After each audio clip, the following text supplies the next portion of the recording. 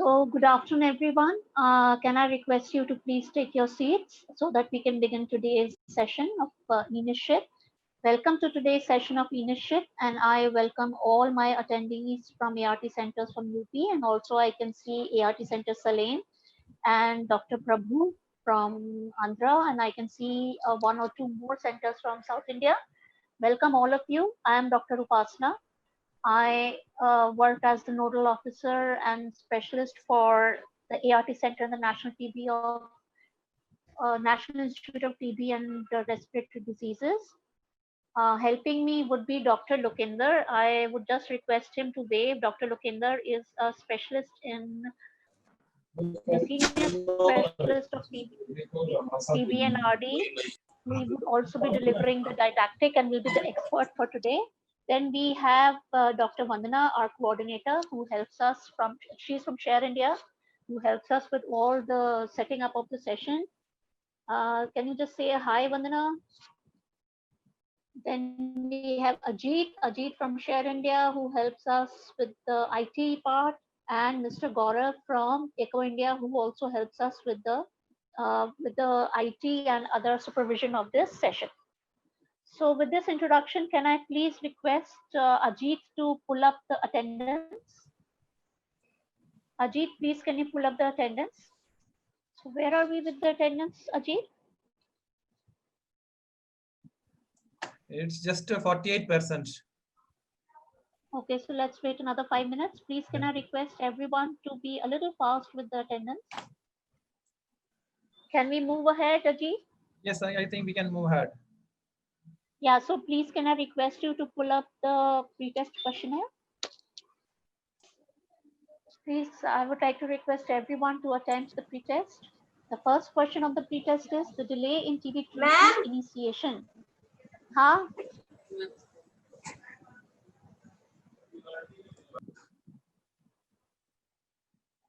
What happened?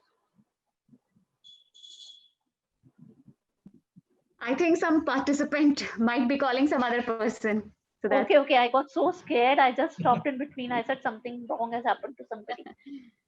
So the delay in TB treatment initiation may result in which of the following conditions? Can it cause a higher risk of unsuccessful treatment outcomes? Can it cause more loss to follow-ups? Can it cause dissemination for TB to disseminate to other organs?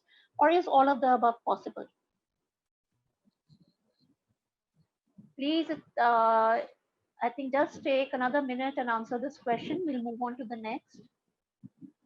So the next question is, which of the following statements is false? That is, which is incorrect? TB is one of the common sites of lymphadenopathy. It's one of the important causes of lymphadenopathy in people living with HIV. Extrapulmonary TB involves infection of lung parenchyma. Fever, weight loss, and night sweats are symptoms of both pulmonary and extrapulmonary TB. And disseminated TB can spread to other organs through blood or the lymphatic system. So another minute for this question, and then we should actually move on. So I think it would be a good idea to now move on to the agenda. Yes, please. Yeah, so coming to the agenda, I have already introduced today's specialist, who's Dr. Lokinder. He's a senior specialist in TB and RD at National Institute of TB and Respiratory Diseases. First of all, there will be the case presentation. Case presentation will be done by Dr. Prabhu. Dr. Prabhu is the clinical mentor for the ART Plus Center at Vijayawada, AP. Like this case is from ART Plus Center, Vijayawada, AP. But Dr. Prabhu himself is from Share India, but he is actually the clinical mentor of the team. After we have the case presentation, we would then take on we'll open the case presentation to the house, following which there will be certain queries, I think, that would be raised. Then there would be a talk by Dr.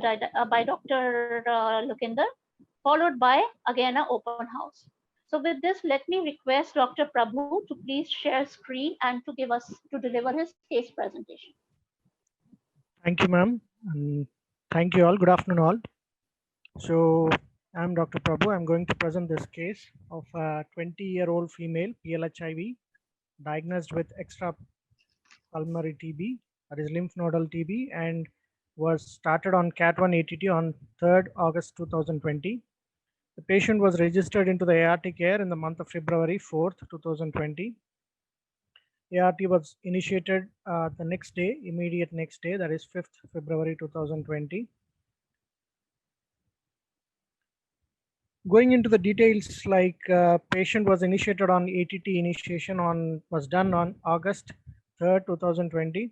Going into the past history of the patient, the whole case history, she was registered at first in the Madurai ART center, where the parents came to know, and they brought back her to Andhra Pradesh and was tested again for HIV in ICTC Vijayawada in the same month, that is in the February month 2020. Then patient was tested positive and was referred to the ART center, where she was initiated on ART in the same month, February 2020, that is on 5th February 2020, with TLE regimen and with above 95% adherence. And she was also initiated on CPT prophylaxis based on the CD4 count.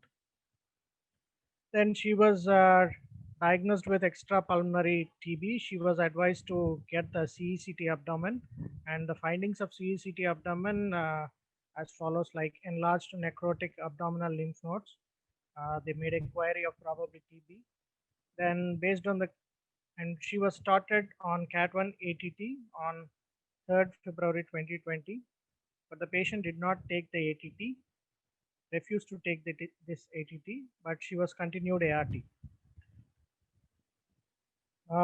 Then actually lockdown has happened.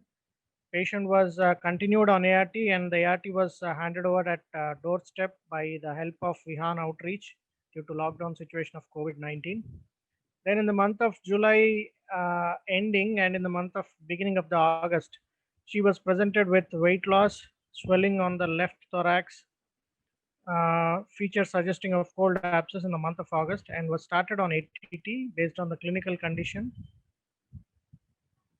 with Cat1 regimen of 50 kgs. Now, after starting, after 2 months of ATT, now she is in continuation phase of first continuation phase. Now the patient condition has become stable with increase in the body weight, and the abscess was also drained out on the thorax. And the baseline CD4 was done, and it was 197. The baseline investigations are otherwise normal, other than HB bit low from the normal range. X-ray was done, and the impression of the X-ray was given as like query with miliary TB. CT abdomen was done on the month of February, and the findings are as says: left renal calculus and distal ureteric calculus, and significant enlarged necrotic abdominal lymph nodes, probably TB. When the patient was presented with weight loss in the end of July and the beginning of August, CT thorax plain was also done. And that CT thorax findings are probably disseminated TB with involvement of lung parenchyma, lymph nodes, axillary and retroperitoneal, and rib should be considered. Now the patient is on TLE regimen with continuation phase, that is, and also CPT. Now the issues for the discussion for this case presentation are, even after ATT, swelling like abscess again developing beside the older one, where the older region has occurred. So reason, I would like to know the reason from it. And 6 months ATT will be sufficient in this case or not. So these are the two questions for discussion. And for your information, this is the patient white card.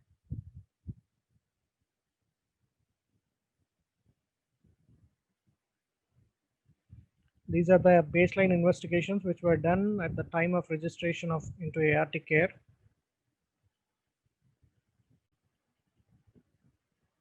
And this is the follow-up section.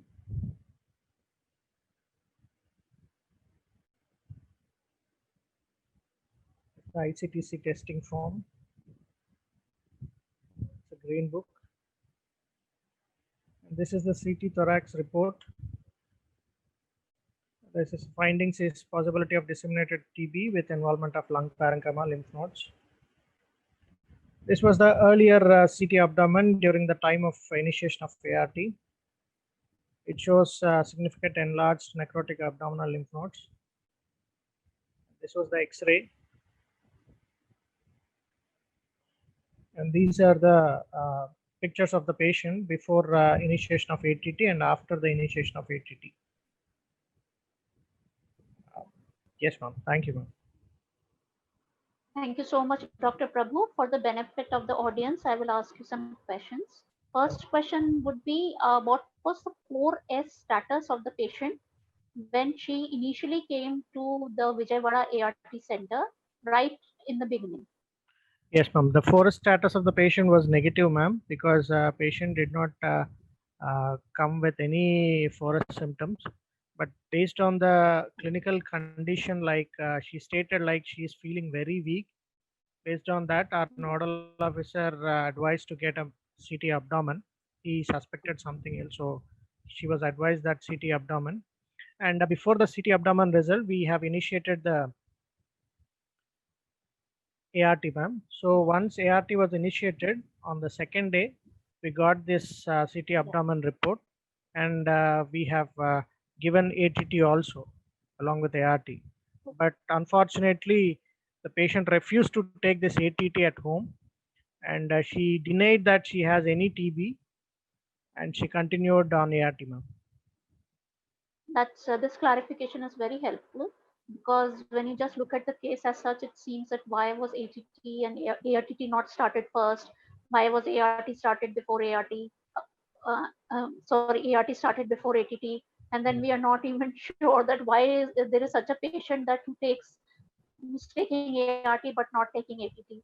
And just one more question that I wanted to ask you was it possible to get a CBNAT of this patient at any juncture, either in the beginning or when she developed full-blown disseminated TB in August? Has it been possible to get a CBNAT for her? We tried to do that, ma'am, but unfortunately, our general hospital has been turned into the COVID care center, and all the departments are shifted to some other area which is very far from our ART center. So, and all the RNTCP technicians and others, they were on COVID duties, and unfortunately, CBNAT was unable to do. So, based on the clinical condition and this CT report, we just started ATT, ma'am. Okay. So, just to summarize the case for the benefit of the house, here is a young lady who comes out to be HIV positive. They did a 4S screening and they felt that she was 4S, and they came to know that she is 4S negative. So, based on the fact that she was 4S negative, a preliminary diagnosis was made that she doesn't have TB, and ART was maybe started on the same day. However, when she had gone to the medical officer for examination, he felt that something was off.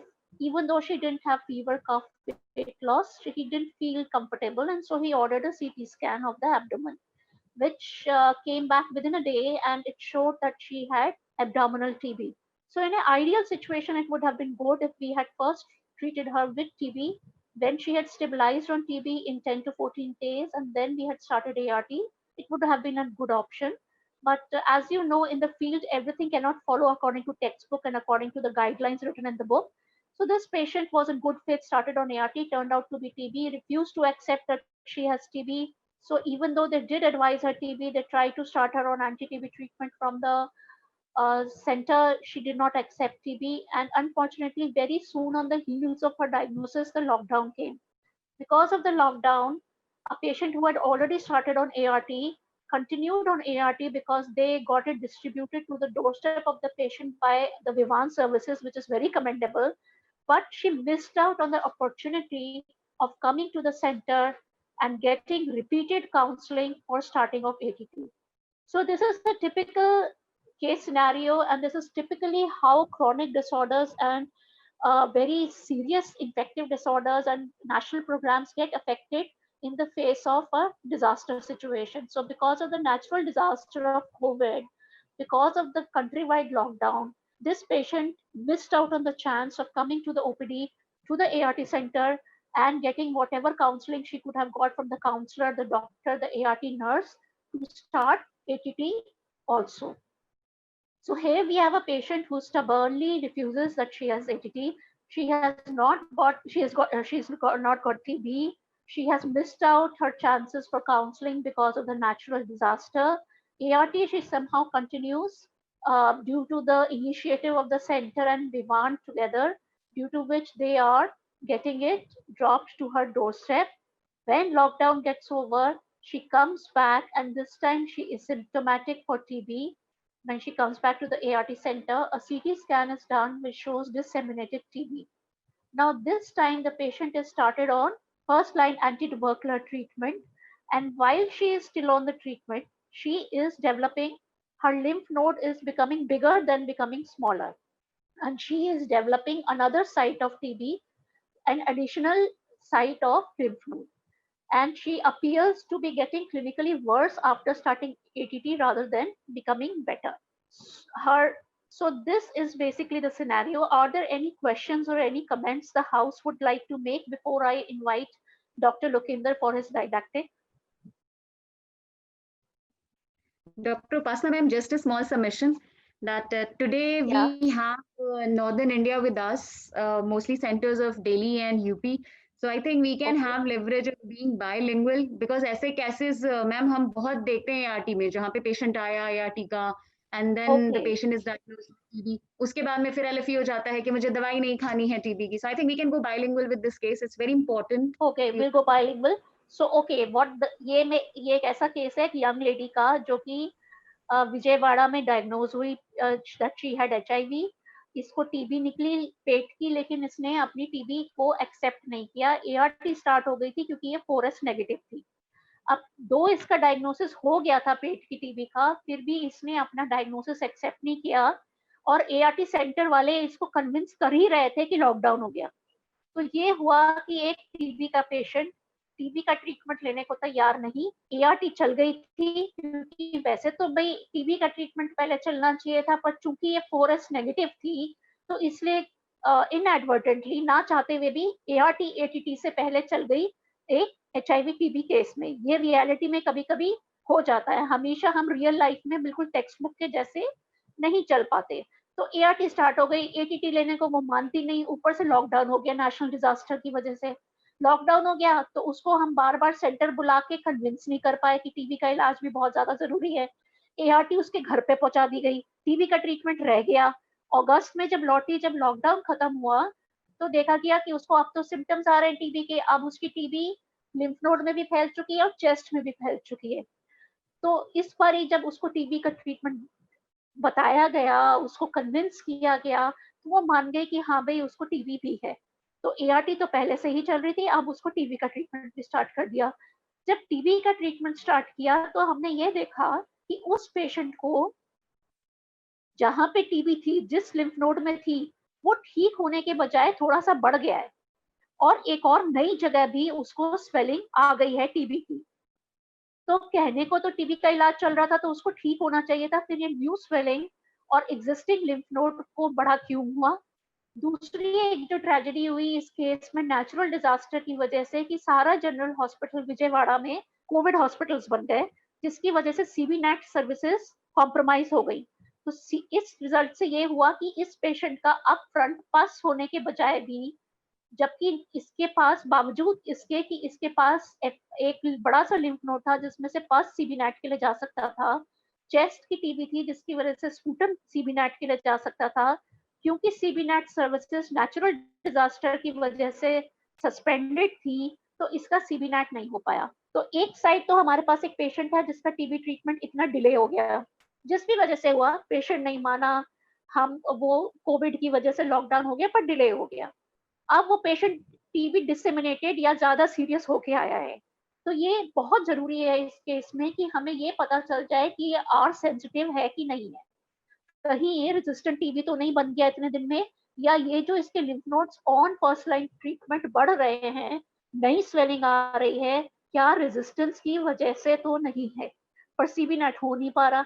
ये एक और example है कि कैसे natural disasters normal services को disrupt करते हैं और कैसे पेशेंट केयर और हेल्थ केयर अफेक्ट हो जाती है.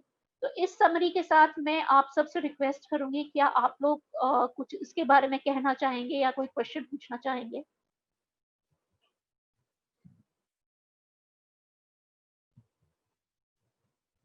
Any questions, any queries? Vandana, can you see any questions? No, ma'am, not now on the screen. No questions. Okay, so some ART center has started sharing the screen. उनको बोलिए कि ये screen share बंद करें अपना. Yeah, thank you. And now I would request Dr. Lokinder. Dr. Lokinder हमारे यहाँ senior specialist है कि इस केस के बारे में अपना talk दें, छोटा सा brief talk दें और इस केस की जो queries हैं उन्हें solve करें और आप लोगों की जो भी queries हो इसके related उस पे भी expert comments दें. Over to Dr. Lokinder. Okay, thank you. Please over Thank to you, Dr. Upasana and Dr. Vandana. This is the case. Next. The case is, as Dr. Upasana narrated the history and Prabhu has illustrated the whole history of the patient. I'm not going to detail this medical history again. Although this is a 20-year-old female PL-HIV with extrapulmonary tuberculosis. Important is she was diagnosed on February and started of anti-tubercular treatment on August 20. Means 4-6 month, approximate 6 month gap is there. तो 6 महीने का लगभग bilingual ना, अगर possible है तो हिंदी भी. Yes, sir. बिल्कुल. Okay. Hindi would be preferred actually. Bilingual. Okay. तो देखा जाए तो फरवरी में इनको ट्रीटमेंट स्टार्ट हो गया और आफ्टर ART 6 मंथ के गैप के बाद इनको ATT स्टार्ट हुआ और ATT स्टार्ट होने के साथ ही एज डॉक्टर उपासना सेड की नया लिम्फ नोड आ गया है, नया लीजन्स आ गए हैं, तो उसी की वजह से उसकी वजह से इश्यू ये हो गया कि now they want to know, वो जानना चाहते हैं कि ये जो ATT देने के बाद भी on ATT patient develop new lesion, they want to know the reason, मतलब क्या वजह हो सकती है और क्या 6 मंथ का ट्यूबरकुलोसिस ट्रीटमेंट सफिशिएंट है. Okay, let's discuss this case. Before starting my talk मैं आप लोगों को ये बताना चाहता हूं कि भैया 1962 में जॉन एंड कैम्पबेल ने stage of lymph node was describe कि if you do not treat the lymph node what could be happen, मतलब क्या हो सकता है. Lymph node is there which is enlarged, form, mobile and discrete. That is stage 1. Then it can be larger, rubbery in nature. It involve the आसपास के tissues हैं उसको भी इन्वॉल्व कर लेता है. And central softening abscess means necrosis. You must be knowing the necrosis of the any inflammation or any abscess. And then collar stud formation जो कि इन्होंने फोटो में दिखाया है. And sinus tract, I don't think sinus is formed or not, but all 4 stages there. Means on anti-tubercular treatment, patient developed central softening abscess, surrounding tissues and collar stud formation. Next.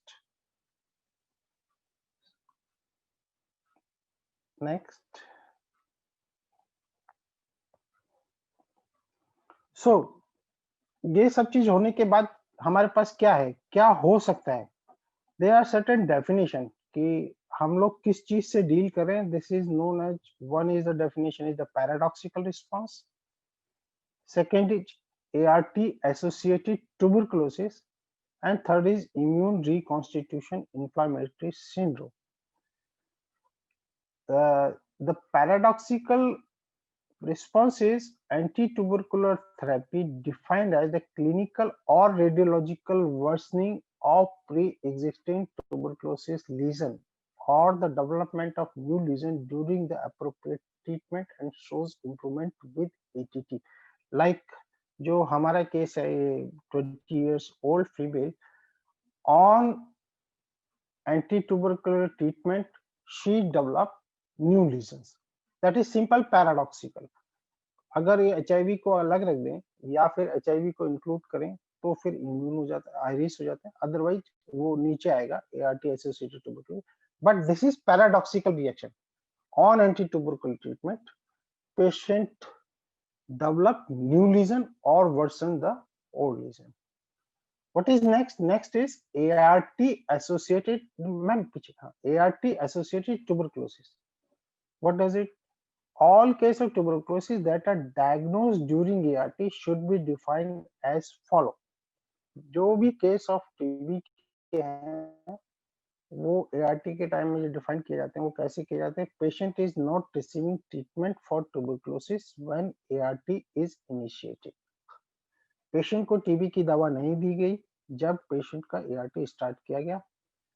और second is tuberculosis diagnosed after initiation of ART, मतलब कि ART शुरू होने के बाद tuberculosis diagnosis पता लगी. और डायग्नोसिस कंफर्म करने के लिए के WHO के क्राइटेरिया और RNTCP के क्राइटेरिया लाइक स्मेयर पॉजिटिव और स्मेयर नेगेटिव पल्मोनरी ट्यूबरकुलोसिस और whatever diagnostic tool available for extra pulmonary tuberculosis. This is known as ART associated tuberculosis. And with next slide please. With the third one is iris. What is iris? In HIV infected individual, paradoxical reaction which I told you earlier, on antiretroviral treatment patient develop new lesion or worsen the old lesions. Means paradoxical reaction after the initiation of ART are associated with variety of underlying infection and have been called immune reconstitution inflammatory syndrome. Means after initiation of ART, patient develop a new lesion or worsen the old lesion is iris. So now we want to know the iris associated with tuberculosis. There are two patterns. One is the unmasking iris. Second is the paradoxical TB iris. Unmasking iris is progression of subclinical TB to clinical disease after the initiation of ART, known as unmasking iris. In simple word, diagnosed HIV patient develop tuberculosis जिसको पहले से भी TB का symptom हो सकता है, but with in 3 month patient, ये मैं थोड़ा सा ब्रीफ इनको लास्ट की स्लाइड में बताऊंगा, बट विद इन 3 मंथ में patient develop the tuberculosis. Patient has symptomatic of tuberculosis after starting of ART, मतलब स्टार्टिंग शुरू करने के 3 महीने के अंदर अंदर ही टीबी डेवलप हो जाता है. That is known as unmasking IRIS. When patient present with symptomatic TB, next is the patient when patient present with symptomatic TB and are diagnosed with HIV infection as a part of initial evolution. मतलब शुरुआत HIV भी है. And another part of paradoxical TB is the progression or appearance of new clinical and radiological disease in patient with previously recognized after the initiation of ART is classical paradoxical TB iris. This is our case. हमको पता था TB भी है हमारे patient को, हमको ये भी पता था HIV भी है, और TB की दवा और HIV के साथ साथ पेशेंट को नया सिम्टम्स आ गए, नए लिम्फ नोड आ गए, नए जो पुराने डिजीज थी वो भी वर्सन हो गई. सो this is the classical case of paradoxical TB iris, which is our case. So we are dealing with the paradoxical TB iris. Next slide please. So International Network of Study of HIV Associated Iris, INSHI, they also have defined what is paradoxical TB iris. They define on the basis of major criteria and minor criteria. To define the paradoxical TB, one major or 2 minor criteria should be there. मतलब कि INSHI ने एक criteria बनाए हैं to diagnose paradoxical TB iris on the basis of major criteria and 2 minor criteria. So one major is fulfilling the definition of paradoxical TB iris. In our case, if we talk about the major TB iris criteria as which is new or worsening case, in number 1 we had lymph node, we had cold abscess, and other soft tissue is also involved, surrounding tissue is also involved. So major criteria is there. So it's reconfirmed as per definition of INSEE that we are dealing with the paradoxical TB-IRS. And even we have the minor criteria, मतलब कि हमारे पास इस patient के अंदर minor criteria भी एक आ रहा है जिसमें एब्डोमेनल लिम्फेडेनोपैथी है. So this is we can say we are dealing, इसके साथ हम ये कह सकते हैं कि हम एक पैराडॉक्सिकल टीबी आईरिस के साथ डील कर रहे हैं. Next slide please. सो क्या रीजन होते हैं आइरिस डेवलप होने के?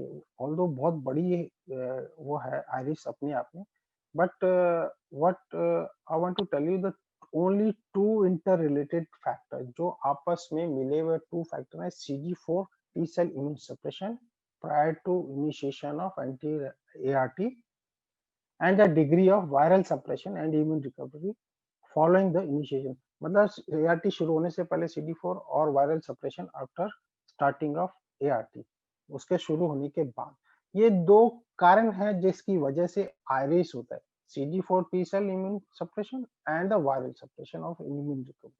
Next slide please. सो अब हमारे पेशेंट को आइरिस है पैराडॉक्सिकल, तो हम लोग ये जानना चाहते हैं, अगर हम ये बता पाए कि क्या कारण होते हैं या क्या रिस्क फैक्टर होते हैं डेवलपिंग आइरिस. मोर और less there are 4 risk factor. हमारे पेशेंट के ऊपर ही अगर हम बात करें तो हमारे पेशेंट के अंदर CD4 count must be low, HIV viral load होगा, of course disseminated infection is there, lymph node development and new development is there. Also one more factor is there, shorter interval between the initiation of anti-TB and chemotherapy and ART. So these are the risk factor. So all red color, जितने भी red colour के, ये हमारे patient में risk factor होंगे जिसकी वजह से हमारा पेशेंट को आइरिस डेवलप हुआ होगा. Next please. तब सारी चीजों को देखने के बाद हमारे पास अब ये कंफर्म करने के लिए क्या है कि हम लोग इसकी डायग्नोसिस को कंफर्म कर पाए कि what is IRIS. So two diagnostic criteria for IRIS in 5 point, but most और all of the following features should be present. Okay, so 4.1 is the presence of AIDS with low pre-treatment CD4 count. Of course हमारे patient का CD4 count कम होगा जिसकी वजह से IRIS develop हुआ. Exception is there, but tuberculosis के अंदर CD4 काउंट मोर देन 200 होता है. अगर 200 है तो भी आइरिस होने के चांस है. Positive virological and immunological response to anti. Of course positive virological response आया होगा, उसकी वजह से ही ये सब हुआ है. Absence of evidence drug resistant, जैसे कि डॉक्टर उपासना ने बोला था कि मैम ने बोला था कि भाई आपको पहले से रेजिस्टेंट का पैटर्न पता हो और आपको सब पता हो तो iris can be rule out. मतलब आइरिस का पैराडॉक्सिकल पॉइंट जो आइरिस का है वो उसको आप रूल आउट कर सकते हैं, क्योंकि आपका पेशेंट रेजिस्टेंट है तो वो फिर कैसे ठीक होगा, वो तो लीजन बढ़ता रहेगा, है ना. बट पेशेंट का सेंसिटिव ट्यूबरकुलोसिस है, हम लोग उसको सही से डायग्नोस किया हुआ है, सही से मेडिसिन दिया हुआ है, सब कुछ दिया हुआ है, लेकिन तब वो डेवलप हो रहा है नया लीजन या फिर पुराना लीजन खराब हो रहा है, तो इसका मतलब ये आइरिस हो सकता है. The fourth one is the presence of clinical manifestation consistent with inflammatory condition. Of course नया लीजन आ रहा है, साथ में वो बगल में इन्फ्लेमेशन दे रहा है, तो ये भी एक डायग्नोस्टिक क्राइटेरिया है आइरिस का. तो these 4 point are consistent with, मतलब ये चारों पॉइंट हमारे केस को मैच कर रहे हैं, तो हम लोग कहीं ना कहीं आइरिस पेशेंट के साथ डील करें. Next ma'am please. सो अगर हम आइरिस ना सोचे एक बार के लिए, we are talking about the differential IRIS को अगर हम छोड़ दें, just see the paradoxical reaction. Paradoxical reaction की डायग्नोसिस केवल एक्सक्लूजन से बनती है, मतलब आपको और जो कॉज हो सकते हैं उनको इवेल्युएट करिए, उनको इवेल्युएट करके रूल आउट करिए, मतलब उनको हटाते जाइए. 4 differential diagnosis, 5 differential diagnosis. Iris paradoxical reaction बनेगी कब, जब आप 1 बाय 1 एक एक करके एक एक डायग्नोसिस को रूल आउट करते रहेंगे and then only you can think of the paradoxical reaction which is made by exclusion, मतलब कि हटाने के बाद और बाकी डिफरेंशियल डायग्नोसिस को हटाने के बाद जो बचता है वो पैराडॉक्सिकल रिएक्शन होता है। जैसे कि मैडम ने बताया था कि उपासना मैम ने बताया था कि हमें इनका कल्चर भेज देना चाहिए तो rule out the differential resistant pattern. अगर हम इसके एक बार के लिए सोचे ये आयरिस नहीं है तो हम क्या-क्या सोच सकते हैं कि जिसकी वजह से हमारा पेशेंट रिस्पॉन्ड नहीं कर रहा होगा। Number 1 treatment failure due to resistant, जो मैडम ने बोला था अगर हम रिफैम्पिसिन या रिफैम्पिसिन आयनरिच रूल आउट करके एमडीआर की डिफाइन कर पाते, अगर ये एमडीआर होता तो हमारा पेशेंट भी रिस्पॉन्ड नहीं करता, या नॉन कंप्लायंस मतलब पेशेंट कंप्लायंट ही नहीं होता, वो दवाई नहीं लेता या आता नहीं है कुछ भी करता तो वो दवाई नहीं नॉन कंप्लायंस है, या फिर उसके अलावा कोई अदर इन्फेक्शन हो जाए, अनदर इन्फेक्शन टीबी के अलावा कोई और इन्फेक्शन हो रहा है तो भी हमें पता है कि भाई ये ट्यूबरकुलर पैराडॉक्सिकल आयरिस नहीं, ये कोई और चीज हो सकती है, या फिर कोई ऑल्टरनेट कुछ और सोचना पड़ेगा कि कहीं ये किसी और चीज से डील तो नहीं कर रहे। तो इसका मतलब ये हो गया कि यही रीजन हो सकते हैं अगर आयरिस नहीं है। आई थिंक मैं समझा पाया हूँ आप लोगों को कि अगर आयरिस नहीं है ट्यूबरकुलोसिस का तो this could be the reason of your patient. Next slide please. So this is the reason why your patient is not responding. So next question was about the treatment. Treatment के लिए number point 1 need no modification in the anti-tubercular treatment drug and needed steroid to control the paradoxical. मतलब कि आपके treatment के लिए कोई change नहीं करना है, कुछ नहीं करना है और स्टेरॉइड की भी फिलहाल जरूरत नहीं है। Number 1. Number 2, ATT for longer than recommended duration as paradoxical response require continuation of ATT till the crisis is over. मतलब कि आपको पैराडॉक्सिकल डायग्नोस केस के लिए आपको टीबी की दवा 9 मंथ तक भी आप एक्सटेंड कर सकते हैं और जब तक क्राइसिस ओवर नहीं होती है आपकी, जब तक पेशेंट ठीक होने नहीं लगता तब तक आप एटीटी को कंटिन्यू कर सकते हैं। और छोटा मोटा mild to moderate paradoxical reaction है तो वो अपने आप ही रिजॉल्व हो जाता है। बहुत कम कंडीशन होती है जिसके अंदर आपको स्टेरॉइड की जरूरत होती है, और जहां स्टेरॉइड की जरूरत होती है दैट इज इन ट्यूबरकुलोमा और endobronchial obstruction and reduce pro inflammatory cytokine. आजकल तो कोविड की वजह से भी काफी साइटोकाइन का इवैल्यूएशन हो रहा है। So these 3-4 condition where steroid is used, when steroid is used, the duration should be 4 to 6 weeks. Otherwise, steroid is not to be used. मतलब steroid को ज़्यादा use करने की जरूरत नहीं। So I think this is the answer of your second query. Next slide, please.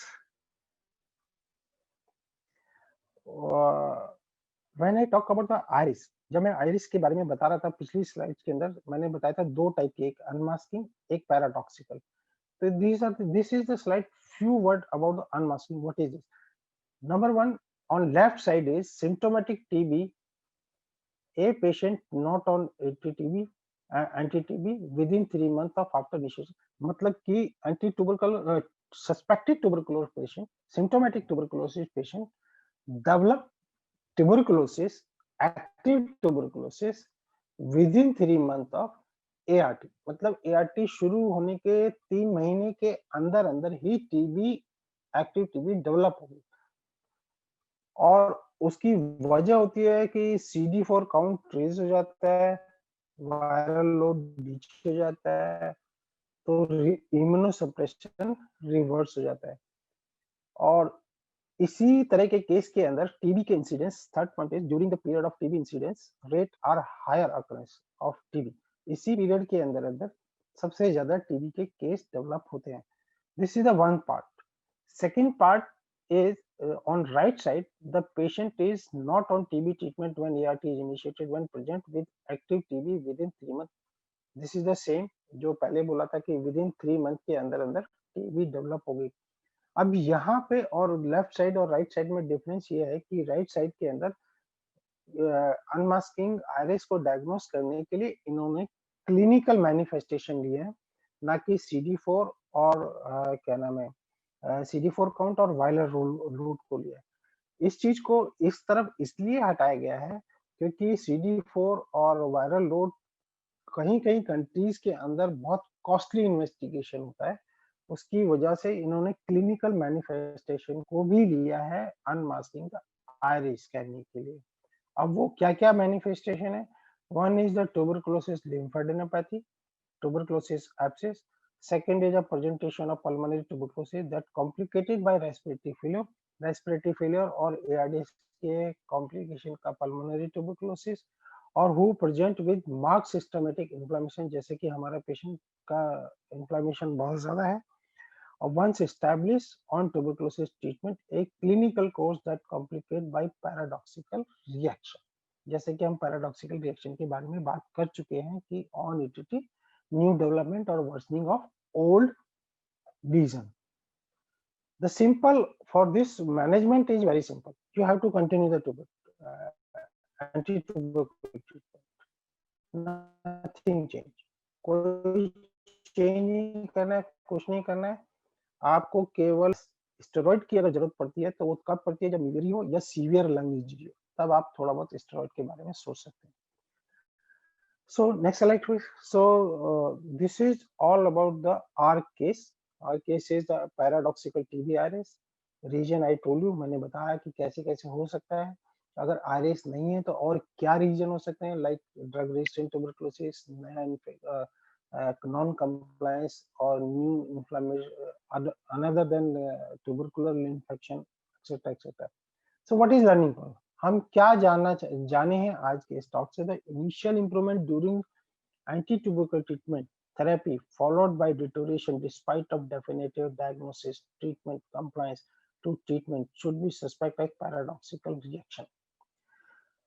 आप जब बराबर कोई नया लीजन आ रहा है या पुराना खराब हो रहा है तो आपको हमेशा पैराडॉक्सिकल रिएक्शन और HIV विद पैराडॉक्सिकल रिएक्शन के बारे में सोचना पड़ेगा, जो आपको ये जैसा कि हमारे केस के अंदर है। And second, discontinue of ATT therapy is not warranted. उसको बंद करने, TB की दवा को बंद करने की कोई जरूरत नहीं इन पैराडॉक्सिकल रिएक्शन के अंदर। आप इस मैनेजमेंट को कंटिन्यू करें, लगातार करें, आप एक्सटेंड कर सकते हैं जब तक क्राइसिस ओवर नहीं हो जाता है TB की दवाई को। Next is steroid can be used in certain condition, not in all, like tuberculoma, obstructive endobronchial tuberculosis, or life-saving, like miliary tuberculosis, or something at the end of life में जब आपको लग रहा है कुछ नहीं हो रहा है, TB भी नहीं रिस्पॉन्ड, सब कुछ नहीं कर रहा है और ये भी हो रहा है, तो आप एक बार के लिए steroid यूज कर सकते हैं। There are certain indication where you can use steroid only. And by this, I think I have finished all the things. Thank you very much for patient listening. Thank you very much. Thank you very much. धन्यवाद आप सबका। Thank you, Dr. Lokinder. That was a very I think मैं हिंदी में भी ठीक से समझा पाया हूँ। हाँ, Hindi is always welcome, especially तो हमारे तो अभी bilingual या more हिंदी oriented audience है आज। बहुत ही बढ़िया टॉक था और इसको समराइज करने के लिए मैं सिर्फ आप लोगों को ये कहना चाहूंगी कि देखिए हमने इस केस में देखा कि एक टीबी का पेशेंट था, पेट की टीबी थी सिर्फ शुरू में, कोई फोरस पॉजिटिव नहीं था, एक आइसोलेटेड एक जगह की आइसोलेटेड टीबी थी पेट की, टीबी का इलाज लिया नहीं, ART ले लिया, तो हुआ क्या? ART लेने से उनका मतलब मैं ये नहीं कह रही कि ART गलत लिया, ART सही लिया, नहीं तो पेशेंट अब तक शायद सर्वाइव भी नहीं करता, मर ही जाता। ART लिया, उससे उनकी इम्यूनिटी तो बढ़ गई ART लेने से, लेकिन एक अनट्रीटेड इन्फेक्शन टीबी का वो बॉडी में पड़ा रहा। तो जब हम उनको अब 5-6 महीने के बाद देखते हैं तो इम्यून रिकॉन्स्टिट्यूशन होता गया विद ART, लेकिन एडिक्वेट ट्रीटमेंट ऑफ इन्फेक्शन नहीं हुआ, तो ये इन्फेक्शन बहुत ज्यादा बढ़ गया, ये अब लिम्फ नोड में आ गया, चेस्ट में आ गया और एक एब्सेस भी दिखने लगा बैक पे इसकी वजह से। तो ये जो बात डिसेमिनेटेड हो गया, तो ये क्यों हुआ? इसको कहते हैं पैराडॉक्सिकल रिएक्शंस। पैराडॉक्सिकल रिएक्शंस होना और ट्रीटमेंट के बाद भी जब टीबी का ट्रीटमेंट स्टार्ट कर लिया उसके बाद भी हम देख रहे हैं कि लिम्फ नोड छोटा होने की जगह बढ़ रहा है।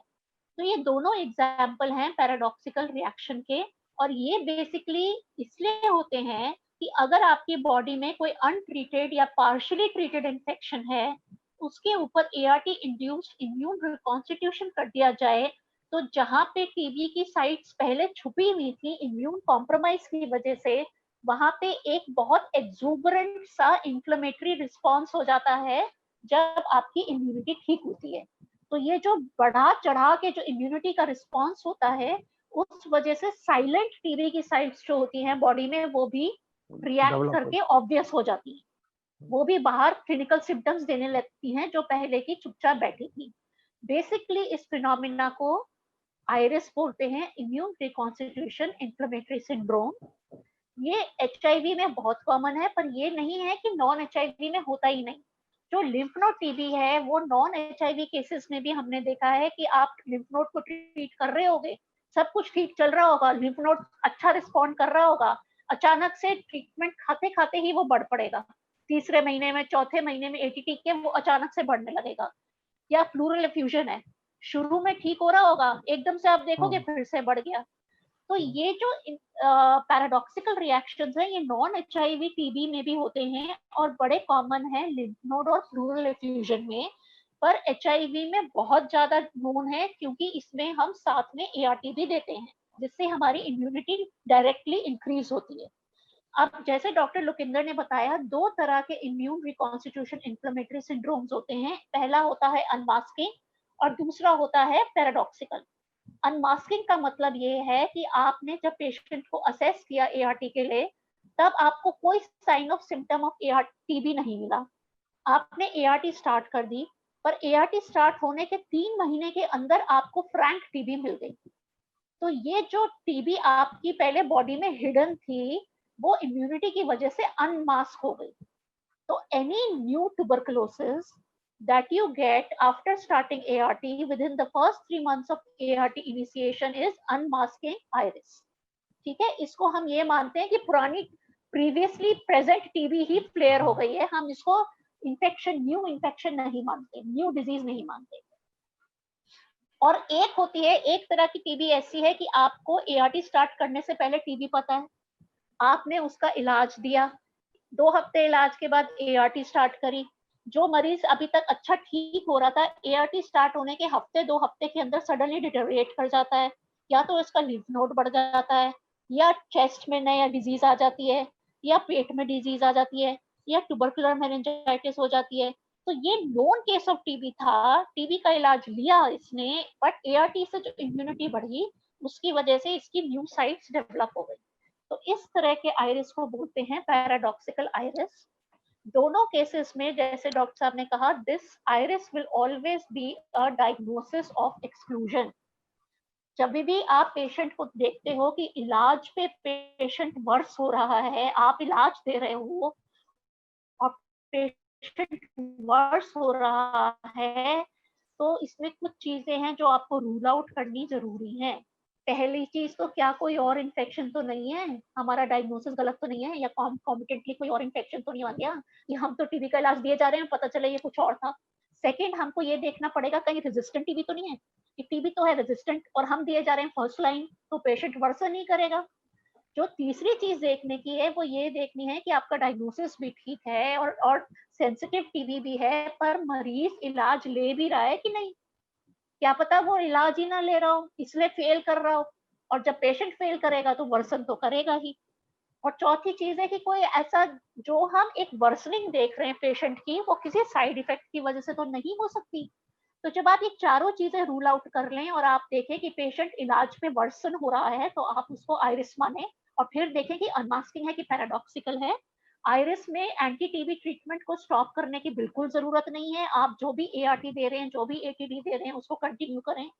अगर कोई लाइफ थ्रेटनिंग मैनिफेस्टेशन हो जाए, जैसे कि सीवियर लंग्स में सीवियर टीबी हो जाए, या आपकी बिल्कुल ऑब्स्ट्रक्टिव टीबी हो जाए, पेशेंट को सांस लेने में मुश्किल हो जाए, या ट्यूबरकुलोमा हो जाए, तभी आप ATT ART के साथ स्टेरॉइड्स ऐड करेंगे।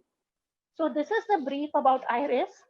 Now coming to the question कि इस पेशेंट में हमें क्या करना चाहिए। देखिए ये फील्ड की हकीकत थी, ये फील्ड की हकीकत थी कि टीबी जानते हुए भी इस मरीज ने टीबी का इलाज नहीं लिया और फिर टीबी को डिसेमिनेट करके बढ़ा के ये पेशेंट अगस्त में आया। अगस्त में जब इसका एआरटी के साथ एटीटी स्टार्ट किया तो थोड़ी सी इनिशियल वर्सनिंग देखी आयरिस की वजह से। अब इसके बड़े बड़े लिम्फ नोड है। तो मैं तो आपके डॉक्टर प्रभु से आई वुड रिक्वेस्ट हिम कि एक तो वो एक सर्जिकल ओपिनियन ले ले। इस सर्जिकल ओपिनियन से क्या होगा वो ये देख लेंगे कि अगर जो लिम्फ नोड्स हैं उनमें बहुत ज्यादा पस भरा हुआ है तो उसको एब्सेस को ड्रेन करवा लें। एब्सेस को ड्रेन करवाने से साइनस नहीं बनता जब हम एटीटी के कवर में देते हैं। एटीटी के कवर में अगर एब्सेस ड्रेन, बड़ा सा एब्सेस हो टीबी का, वो ड्रेन कर दिया जाए तो it will always be beneficial in getting a good clinical response. Number दूरी हो गया इस स्टेज पे कि पेशेंट रेजिस्टेंट टीबी तो नहीं है, क्योंकि उसकी इंप्रूवमेंट की जगह हम सर्टेन प्रॉब्लम्स देख रहे हैं। तो अगर ये पता करना बहुत ज्यादा जरूरी हो गया है कि पेशेंट की रेजिस्टेंट टीबी तो नहीं है। और तीसरी चीज जो आप करें वो आप उसका एक CD4 रिपीट करवा लें और ये देखें कि CD4 अच्छा हो रहा है क्या। अगर CD4 अच्छा हो रहा है इसका मतलब टीबी तो वर्सन नहीं हुई होगी, ये पैराडॉक्सिकल रिएक्शन ही होगा। और चौथी चीज, अगर आपको डाउट है कि भाई इसको, क्योंकि इसको बीच में आयरिस हो गया तो मुझे अब इसको total duration of first line ATT कितनी देर देना चाहिए, तो उसके लिए मैं ये कहूंगी आप 6 मंथ्स में रीअसेस करें। अगर आपको लगता है कि पेशेंट का रिस्पॉन्स इनएडिक्वेट है तो आप 3 मंथ से उसका कंटिन्यूएशन फेज एक्सटेंड कर दें अंडर RNTCP। एक अलाउड है 3 मंथ्स का extension in cases of इनएडिक्वेट response. So I think these were the queries and we have tried to answer them and now it is open to the house. कोई भी चीज जो आप और पूछना चाहें या आपको लगे हमने मिस कर दी या आपके दिमाग में कोई क्वेरी आ रही है जो हमने ठीक से एड्रेस नहीं करी, आप प्लीज हमें बताएं। I request, it is now open to the house and I request you to give in your comments or whatever you would like to tell us. Okay, Dr. Pasla, although we have got the query from Anima Pandey, and Yeah. she was that even at the end of 6 months of ATT, ultrasound still shows the significant size of abdominal lymphadenopathy, and the guided FNAC or biopsy is not available. Then what to do? I mean, what should be the duration of ATT? However, she says that she got the answer. Yeah. See, after 9 months, if you still feel that your patient has not responded, then there is actually no point of continuing more first line ATT. That means there is something else. It is either resistant TB or the patient is not complying or it is an alternate diagnosis. So yes, very true. So once you have given it for 9 months, uske baad it cannot be first line. And if you do not see a response, then you will have to send the patient for laparoscopy करके lymph node निकाल के उसकी histopath करानी पड़ेगी. But till 9 months we can safely extend our ATT. Am I right, Dr. Lukendra? या बिल्कुल सही कह रहे हैं आप। 9 महीने के तक तो आप एटीटी दे ही सकते हैं। अगर उस पर भी रिस्पॉन्ड नहीं कर रहा है और आपने रेजिस्टेंट पैटर्न रूल आउट कर रखा है, कंप्लायंस रूल आउट कर रखा है, सारी चीजें रूल आउट कर रखी है, एडवर्स रिएक्शन रूल आउट कर रखी है, तो इसका मतलब ये भी हो सकता है कि हम किसी और चीज से डील कर रहे हो। तो जैसा कि डॉक्टर उपासना ने बोला कि उनको भेज के उसको मेक द डायग्नोसिस टीबी के अलावा किसी और चीज से शायद हम लोग डील कर रहे हो, या फिर कोई और चीज डेवलप साथ simultaneously TB and some other type of lymph node might be there also. तो ये ठीक है कि आप 9 महीने तक नहीं दिया, नहीं देने के बाद भी वर्सन हो रहा है या कुछ हो रहा है, तो you have to think of alternate diagnosis also.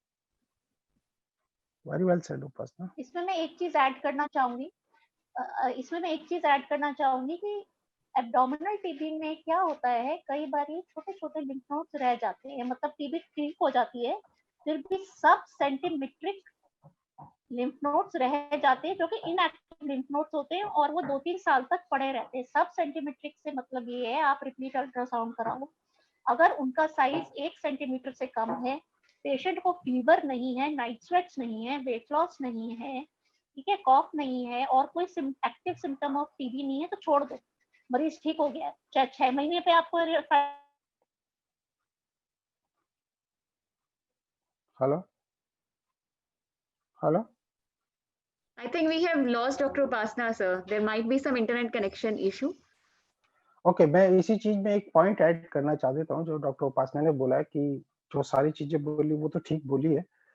इसको मैं आगे ऐसे बढ़ा देता हूँ कि जब कोई भी लिम्फ नोड होता है, for example cervical lymph node को लें अगर हम, कि cervical lymph node what is the outcome, basically आपके हम वहां पे बात कर रहे हैं जहाँ पे डायग्नोसिस कंफर्म होगी, आपका पेशेंट रेगुलर ट्रीटमेंट भी ले रहा है और कोई साइड इफेक्ट की वजह से इधर उधर भी नहीं है और ऑल्टरनेट डायग्नोसिस आपने रूल आउट कर ली है, कुछ भी नहीं है, आपका प्योर टीबी का केस है, सेंसिटिव है, आप एटीटी दे रहे हैं। और जब आप एटीटी दे रहे हैं तो 6 महीने के बाद आपको लगा 9 महीने किसी भी रीजन से, चाहे पैराडॉक्सिकल रिएक्शन की वजह से, चाहे किसी भी वजह से आपने 9 मंथ का ट्रीटमेंट दिया, then what is next? Alternate भी आपने निकाल लिया, कुछ नहीं है, what is outcome of lymph node? Outcome of lymph node, the size of lymph node is important. Suppose आपका पेशेंट का सब कुछ कंफर्म है सेंसिटिव टीबी के साथ, लिम्फ नोड को आप ट्रीट कर रहे हैं, आउटकम क्या क्या हो सकता है?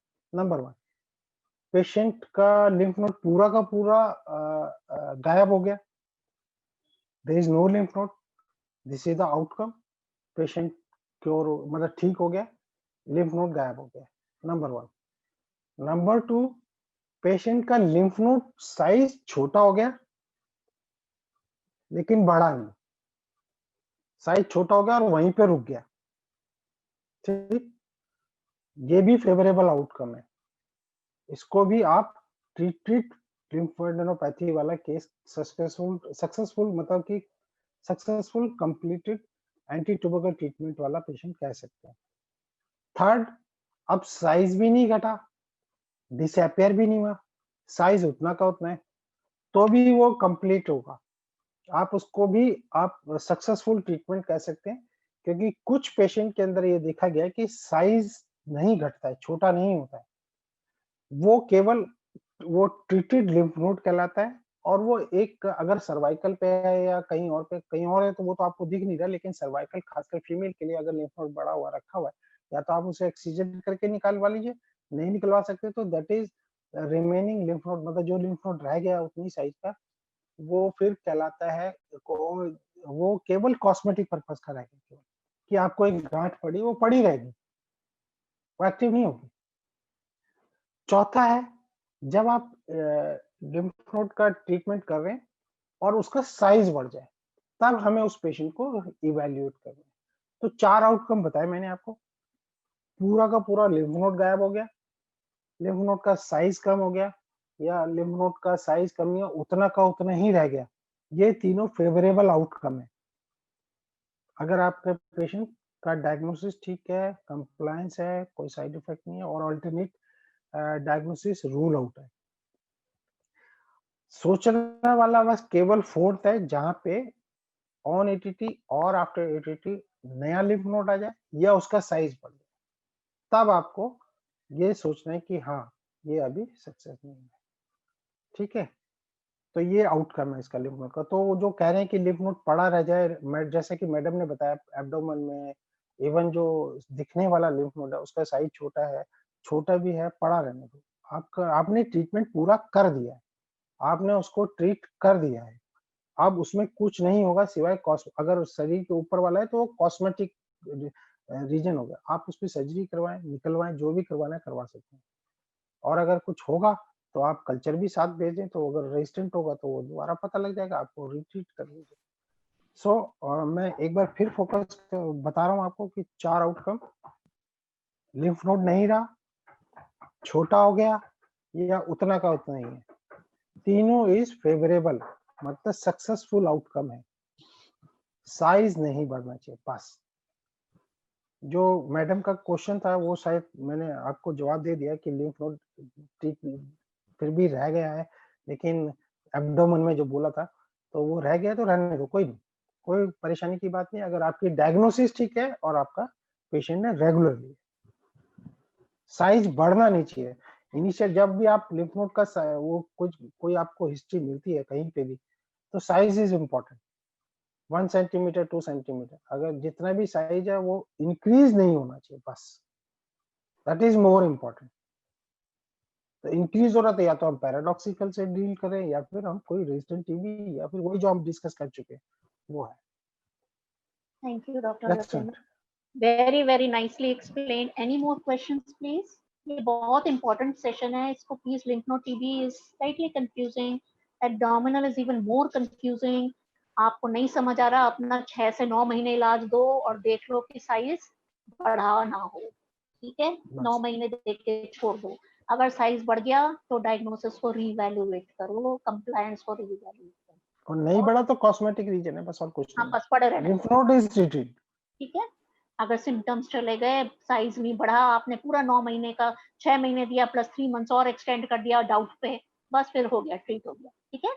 Any other question please? Ma'am, this case, as we were discussing, so I'm feeling this is one of the also the major challenges in ART program.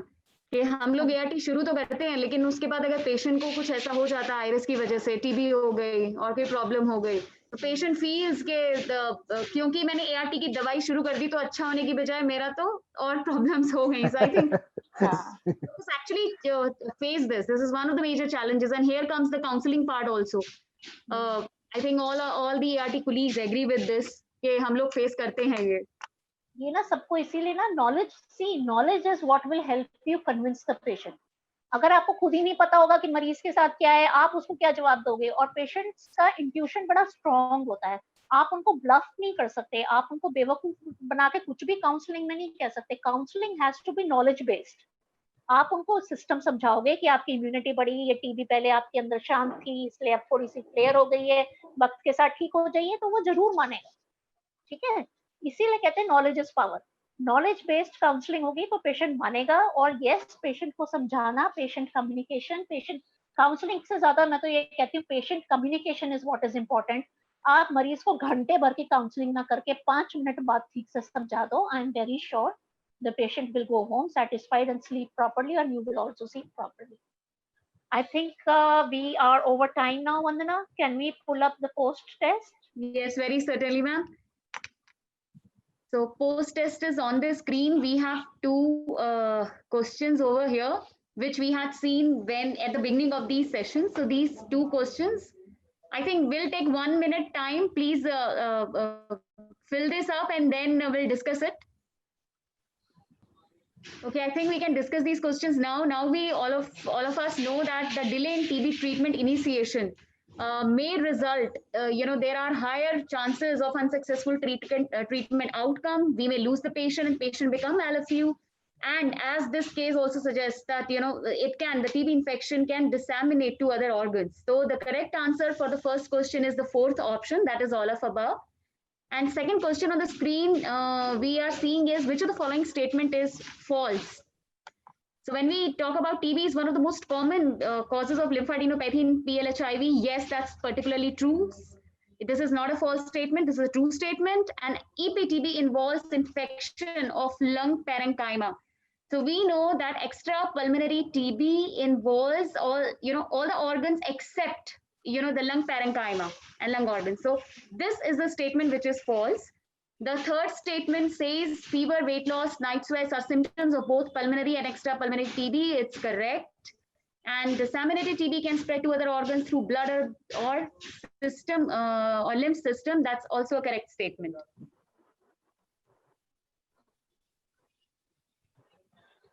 So thank you very much. Thank you for your patient listening, and sorry that we actually sort of overshot the time.